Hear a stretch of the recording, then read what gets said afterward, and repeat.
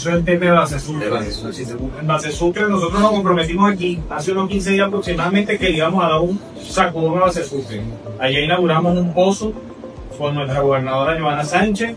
Inmediatamente se dio la aprobación y en conjunto con Hidrocentro, agradecerle a nuestro equipo de Hidrocentro que ahí tenemos 7 pozos en convenio con el compañero Lionel, la gobernación del estado y la alcaldía y el poder popular.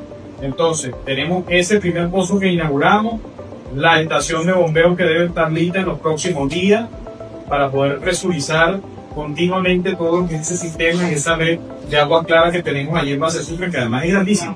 Base Sucre, ¿cuántas familias tenemos en Base Sucre? Mira, yo lo tengo por toda la comuna. Correcto, tú lo tienes por la comuna. Pero hay más o menos como 7.000 personas, 8.000 personas viven allí. 2.000 familias tenemos en Base Sucre. Es uno de los primeros, o el primer urbanismo que hizo nuestro comandante, presidente Hugo Chávez.